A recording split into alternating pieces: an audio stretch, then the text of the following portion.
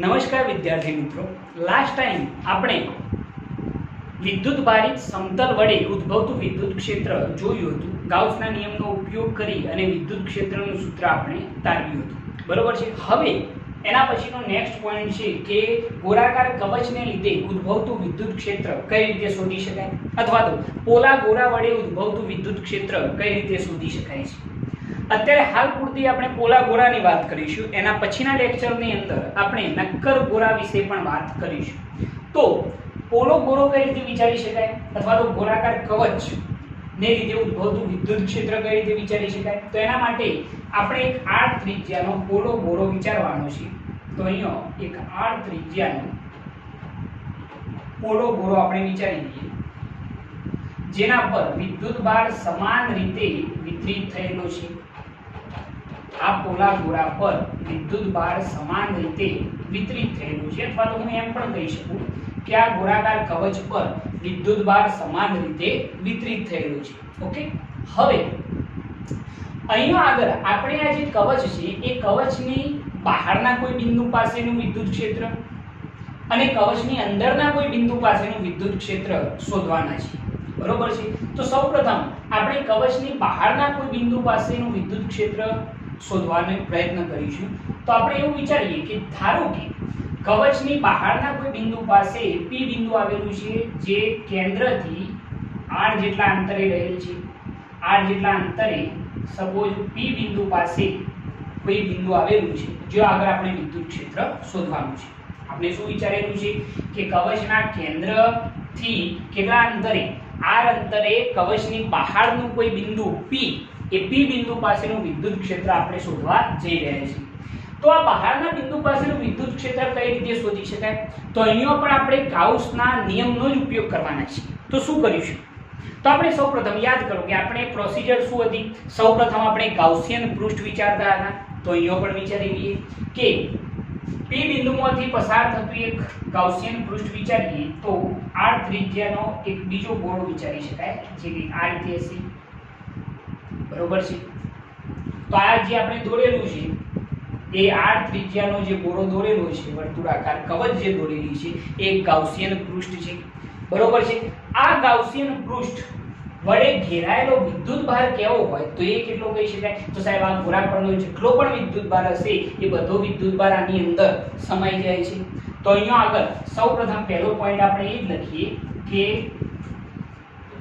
બહારના બિંદુ માટે આપણે વિચારીશું.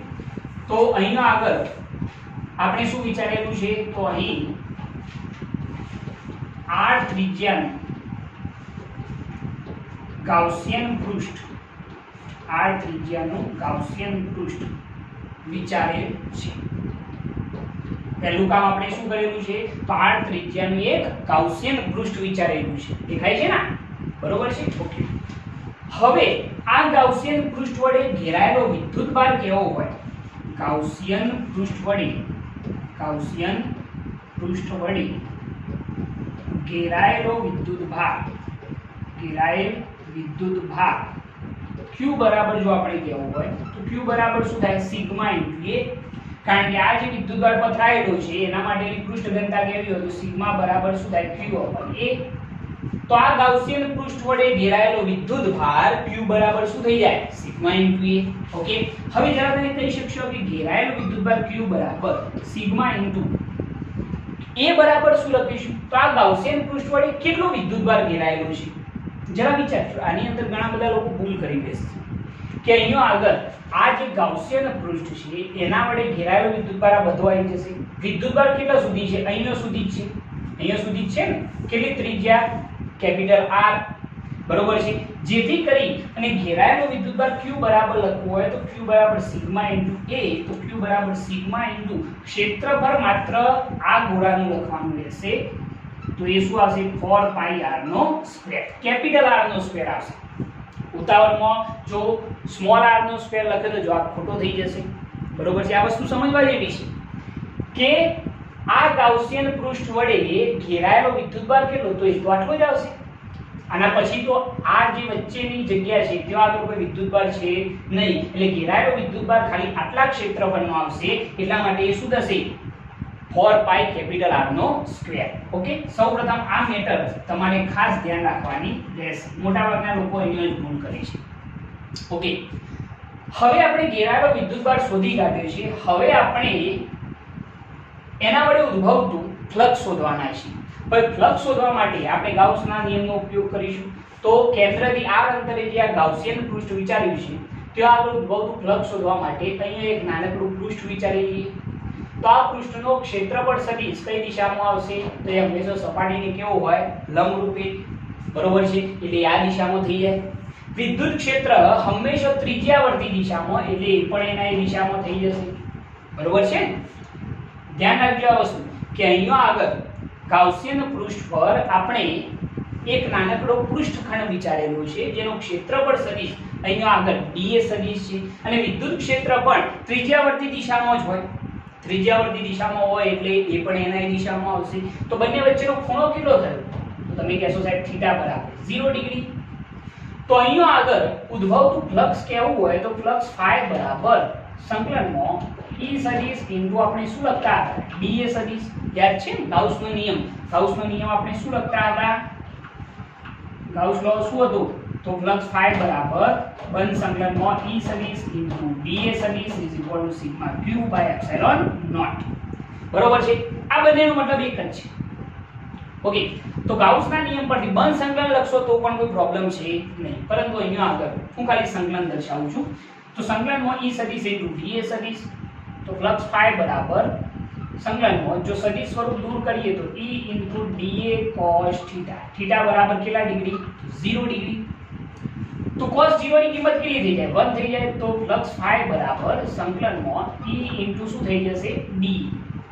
E જે છે કોન્સ્ટન્ટ પદ છે એટલે બહાર આવી જશે. તો ખાલી સંકલનમાં શું વધશે? dA વધશે. બરોબર છે. ઓકે, હવે આનું ક્ષેત્રફળ કેટલું થાય? આપણે જે આ નાનકડો ખંડ વિચારેલું છે એ dA સદિશ છે, પરંતુ જો હું આવા dA બધાનો સરવાળો કરું તો આ ગાઉસિયન પૃષ્ઠનું મને શું મળી જશે? ક્ષેત્રફળ. અને ગાઉસિયન પૃષ્ઠનું ક્ષેત્રફળ શું થાય? 4 પાઈ સ્મોલ r નો સ્ક્વેર. એટલે ઉદ્ભવતું કુલ ફ્લક્સ phi બરાબર E ઇન્ટુ ગાઉસિયન પૃષ્ઠનું કુલ ક્ષેત્રફળ 4 પાઈ સ્મોલ r નો શું આવશે? સ્ક્વેર થઈ જશે. બરોબર છે મિત્રો? મેં અહીંયા આગળ શું કર્યું છે? તો અહીંયા આગળ ગાઉસિયન પૃષ્ઠ પર એક સૂક્ષ્મ ખંડ વિચાર્યો. એ સૂક્ષ્મ ખંડનો ક્ષેત્રફળ સદિશ સપાટીને લંબરૂપે એટલે dA સદિશ, વિદ્યુત ક્ષેત્ર પણ ત્રિજ્યાવર્તી દિશામાં એટલે એના દિશામાં, તો એંગલ 0. ગાઉસના નિયમ મુજબ ફ્લક્સ phi બરાબર સંકલનમાં E સદિશ ઇન્ટુ dA સદિશ. જો અહીંયા આગળ સદિશ સ્વરૂપ દૂર કરીએ તો E into dA cos theta. Theta બરાબર 0 ડિગ્રી છે. cos 0 ની કિંમત 1. E અચળ પદ છે એટલે બહાર નીકળી. તો સંકલનમાં ખાલી શું હતું? dA. તમે આ ગાઉસિયન પૃષ્ઠના નાના ખંડોનો બધાનો સરવાળો કરશો તો આખા ગાઉસિયન પૃષ્ઠનું શું મળી જાય? ક્ષેત્રફળ. અને ક્ષેત્રફળ કેટલું થાય? તો 4 પાઈ સ્મોલ r નો સ્ક્વેર. Okay, okay. હવે જોઈએ કે કુલ ફ્લક્સ શોધ્યા પછી આપણે વિદ્યુત ક્ષેત્ર શોધવાનું છે. તો ગાઉસના નિયમનો એક વાર ફરીથી ઉપયોગ કરીશું. તો ગાઉસના નિયમ પરથી જો આપણે કહેવું હોય તો ગાઉસનો નિયમ શું હતો? ફ્લક્સ phi બરાબર q upon epsilon naught. Okay, તો ચલો ફ્લક્સ કેટલું શોધાયું છે? તો આપણને ખબર છે. તો E ઇન્ટુ શું આવશે? 4 પાઈ સ્મોલ r નો સ્ક્વેર ઇઝ ઇક્વલ ટુ ઘેરાયેલો વિદ્યુતભાર q બરાબર કેટલો આવશે? જે અહીંયા આગળ મેં પહેલા શોધેલો છે. તો sigma into 4 pi capital R નો સ્ક્વેર. આના ઉપરથી અપન શું આવશે? Epsilon not. ઓકે, ચલો બંને બાજુથી 4 પાઈ કેન્સલ આઉટ. તો વિદ્યુત ક્ષેત્ર E બરાબર સૂત્ર મળશે આપણને સિગ્મા ઇન્ટુ r નો સ્ક્વેર અપન આ સ્મોલ r નો સ્ક્વેર બરાબર આ બાજુ એટલે છેદમાં આવી જશે. તો એપ્સિલોન 0 ઇન્ટુ સ્મોલ r નો સ્ક્વેર. તો આ વિદ્યુત ક્ષેત્ર થઈ ગયું. ઓકે, હવે અહીંયા આગળ જો લખવું હોય તો સિગ્મા બરાબર આપણે જાણીએ છીએ કે q અપન શું લખાય? a. તો જરા જોજો કે વિદ્યુત ક્ષેત્ર E બરાબર સિગ્માની જગ્યાએ શું લખીએ? તો q અપન a. બાકીનો બધો પદ એમના એમ રહેશે. તો કેપિટલ R નો સ્ક્વેર અપન શું આવશે? એપ્સિલોન 0 ઇન્ટુ સ્મોલ r નો સ્ક્વેર. બરોબર છે? ઓકે, હવે આ ક્ષેત્રફળ કેટલું લખાય? તો આપણે જાણીએ છીએ કે આ જે ક્ષેત્રફળ છે એ કોનું આવશે? તો ઘેરાયેલા વિદ્યુતભાર પરથી આપણે લખીએ તો આ જે કવચ છે એનું ક્ષેત્રફળ શું થઈ જાય 4 પાઈ કેપિટલ R નો સ્ક્વેર. ધ્યાન રાખજો કે આ ક્ષેત્રફળ કોનું લખવાનું છે તો આપણે જે ગોળાકાર કવચ છે એનું, કારણ કે આપણે પૃષ્ઠ ઘનતા કોની લખીએ છીએ આ ગોળાકાર કવચની, બરોબર છે. તો આ ગોળાકાર કવચની પૃષ્ઠ ઘનતા સિગ્મા બરાબર q બને તો તમે ક્ષેત્રફળ કયું લખવાના તો 4 પાઈ કેપિટલ R નો સ્ક્વેર. તો એથી અહીંયા આગળ ક્ષેત્રફળ જે છે એ આપણે કંઈક આ રીતે દર્શાવીશું q r² અપન, ચલો ક્ષેત્રફળ એ બરાબર 4 પાઈ કેપિટલ R નો square into epsilon not into small r નો સ્ક્વેર. ક્લિયર છે આ વસ્તુ? ઓકે. હવે થોડુંક સાદું આપીએ તો r² કેન્સલ આઉટ થઈ જશે. હવે જે વધ્યું છે એની અંદર જરા જોજો 1/4 પાઈ એપ્સિલોન નોટ શું લખાય k, તો વિદ્યુત ક્ષેત્ર E બરાબર k ઇન્ટુ q અપન શું વધશે r². બરોબર છે? શું કર્યું ધ્યાનથી બરોબર જોજો. 1/4 પાઈ એપ્સિલોન નોટ ની જગ્યાએ શું લખ્યું k, તો અહીંયા શું વધ્યું q અપન r નો સ્ક્વેર. તો આ જે વિદ્યુત ક્ષેત્ર છે એ બહારના કોઈ પણ બિંદુ પાસે ઉદ્ભવતું વિદ્યુત ક્ષેત્ર કહેવાશે. એને જો સદિશ સ્વરૂપે લખવું હોય તો E સદિશ બરાબર kq અપન r² ઇન્ટુ શું લખાશે r કેરેટ લખાશે. ક્લિયર છે આ વસ્તુ? તો ઓલ ઓવર થિયરી એકદમ સિમ્પલ છે કે બહારના કોઈ પણ બિંદુ પાસેનું વિદ્યુત ક્ષેત્ર શોધવા માટે આપણે શું કર્યું તો સૌપ્રથમ આના જે બેઝિક કોન્સેપ્ટ છે યાદ રાખો કે સૌપ્રથમ પહેલા તો એક ગાઉસિયન પૃષ્ઠ વિચારો. એ ગાઉસિયન પૃષ્ઠ વડે ઘેરાયેલો વિદ્યુતભાર શોધી કાઢો, એના ઉપર ઉદ્ભવતું ફ્લક્સ શોધી કાઢો અને એના પછી ગાઉસનો નિયમ એપ્લાય કરશો એટલે સરળતાથી તમને આ વિદ્યુત ક્ષેત્ર મળી જશે. પરંતુ આ થિયરી 2-3 વખત સમજ્યા પછી તમારે 1-2 વખત લખવી પડશે તો તમારા મગજમાં એક્ઝેક્ટ આ વસ્તુ ક્લિયર થશે. તો આ બહારના બિંદુ પાસેનું વિદ્યુત ક્ષેત્ર આપણે શોધી કાઢ્યું છે, બરોબર. પરંતુ આના પછી જો હું તમને એમ કહું કે અંદરના કોઈ બિંદુ પાસે વિદ્યુત ક્ષેત્ર શોધવું હોય તો કઈ રીતે શોધી શકાય તો એ પણ જરા સમજી લો. જો હું તમને એમ કહું કે બહારના બિંદુ પાસે આપણે આ વિદ્યુત ક્ષેત્ર શોધ્યું છે, એ બિંદુ કહેવું હોય તો નામ આપો તો આપજો તમે. કયું બિંદુ આવશે? P બિંદુ, બરોબર છે. હવે જરા જોજો કે અંદરના કોઈ બિંદુ પાસેનું વિદ્યુત ક્ષેત્ર શોધવું હોય તો કઈ રીતે શોધી શકાય? ઓકે. હવે અંદરના બિંદુ માટે પ્રોસિજર એના એ વિચારવાની છે, કોઈ નવી વાત કરવાની નથી. તો શું થશે એ જરા જુઓ. હું તમને એમ કહું છું કે અંદરના કોઈ બિંદુ પાસે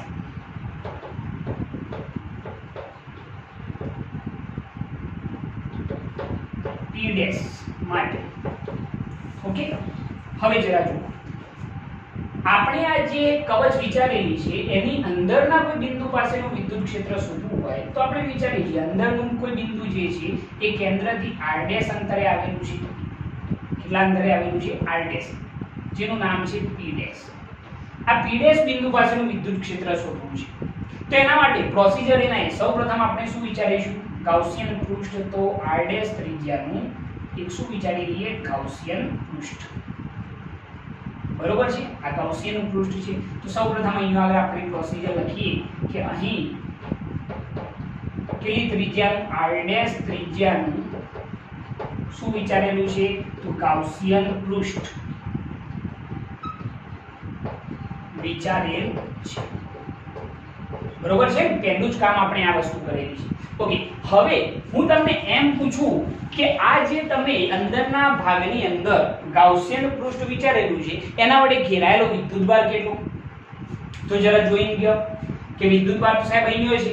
ગાઉસિયન પૃષ્ઠ તમે એની અંદરના વિસ્તારમાં વિચાર્યું છે તો એના વડે ઘેરાયેલો વિદ્યુતભાર વચ્ચે કોઈ દેખાય છે? ના. તો ઘેરાયેલો વિદ્યુતભાર કેટલો થશે? 0. તો અહીંયા આગળ તમે એ જ વસ્તુ લખશો કે અહીં ગાઉસિયન પૃષ્ઠ વડે ઘેરાયેલ વિદ્યુતભાર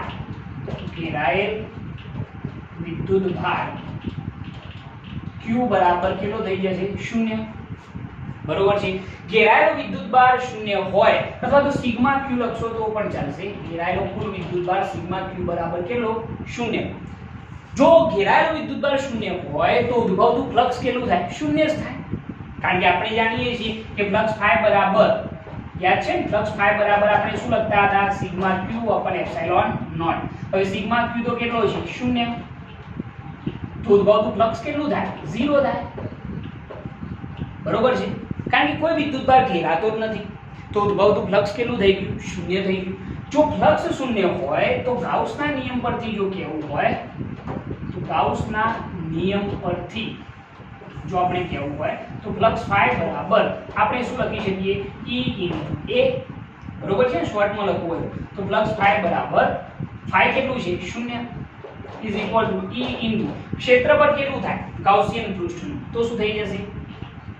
4 pi r dash નો સ્ક્વેર, બરોબર છે. ગાઉસિયન પૃષ્ઠ વડે P બિંદુ પાસેનું વિદ્યુત ક્ષેત્ર આપણે શોધી ગયા છીએ, બરોબર. તો એના માટેનું ક્ષેત્રફળ શું થાય? 4 pi r dash નો સ્ક્વેર. તો આ 4 pi r dash નો સ્ક્વેર બરાબરની આ બાજુ કયો આવશે? છેદમાં, એટલે 0 ના છેદમાં જાય તો જવાબ 0 થઈ જાય, એટલે વિદ્યુત ક્ષેત્ર E બરાબર કેટલું? 0 થઈ ગયું, બરોબર છે. તો આના ઉપરથી એક વસ્તુની ખબર પડે છે કે અહીં ગોળાકાર કવચની અંદરના વિસ્તારમાં કોઈ પણ બિંદુ પાસે વિદ્યુત ક્ષેત્ર કેટલું હોય છે? 0 હોય છે. આ વસ્તુ યાદ રાખવા જેવી છે કે ગોળાકાર કવચની અંદરના વિસ્તારમાં વિદ્યુત ક્ષેત્ર કેટલું હોય? 0. બહારના વિસ્તારમાં વિદ્યુત ક્ષેત્રનું સૂત્ર શું મેળવ્યું આપણે? કે Q/r², બરોબર છે. તો આ બે વસ્તુ આપણે ધ્યાનમાં રાખવાની રહેશે કે બહારના વિસ્તારમાં P બિંદુ પાસેનું વિદ્યુત ક્ષેત્ર કેવું હોય તો એ આપણને કેટલું મળ્યું? E બરાબર kq શું મળ્યું? r², બરોબર છે. અને અંદરના વિસ્તારમાં વિદ્યુત ક્ષેત્ર કેવું હોય તો એના માટે વિદ્યુત ક્ષેત્ર કેટલું મળ્યું? 0. એ તો ઈઝીલી ખબર પડી જાય. કેમ? કારણ કે ઘેરાયેલું વિદ્યુતભાર 0, તો ઉદ્ભવતું ફ્લક્સ પણ કેટલું થઈ જાય? 0. અને ફ્લક્સ 0 હોય તો ઉદ્ભવતું વિદ્યુત ક્ષેત્ર પણ કેટલું થઈ જાય? 0 થઈ જશે. ક્લિયર છે આ વસ્તુ? ઓકે. હવે એના પછી જો કેવું હોય તો અહીંયા આગળ આપણે આનો આલેખ પણ દોરી શકીએ છીએ. હવે આલેખ શું દોરી શકાય એ જરા જોજો. અહીંયા હવે આલેખ દોરવો હોય આપણે તો આલેખ શું દોરવામાં આવશે? અહીંયા જોજો જરા. તો આલેખ દર્શાવવો હોય તો આલેખ આપણે કંઈક આવો દર્શાવી શકીએ છીએ.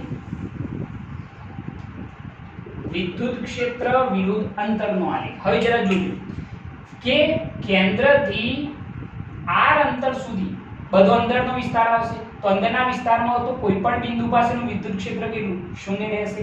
એટલે સપોઝ આપણે એમ વિચારવું હોય તો અહીંયા સુધી r બરાબર કેટલું અંતર હોય? કેપિટલ R જેટલું અંતર હોય.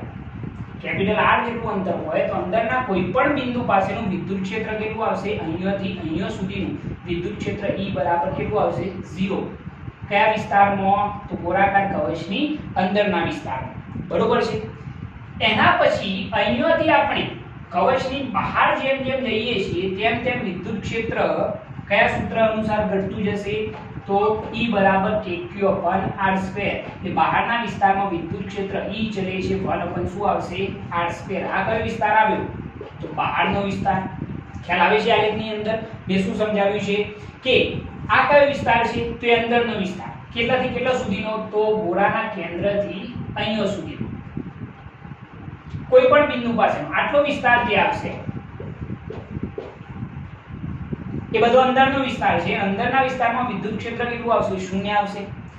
તમે જો ગોળાના કવચ પરથી જેમ જેમ બહારના વિસ્તારમાં જશો તેમ તેમ વિદ્યુત ક્ષેત્ર E ચલે છે શું આવશે? 1/r². આ સૂત્ર છે એનું આપણે સાબિત કર્યું છે. હા, E બરાબર kq/r². તો વિદ્યુત ક્ષેત્ર E ચલે છે 1/ શું થઈ જાય? r². આ કોના માટે? તો બહારના વિસ્તાર માટે. તમે આલેખ પણ રજૂ કરી શકો છો, બરોબર છે. તો આ રીતે તમે ગોળાકાર કવચની બહારના વિસ્તારમાં અને ગોળાકાર કવચની અંદરના વિસ્તારમાં વિદ્યુત ક્ષેત્ર શોધી શકો છો.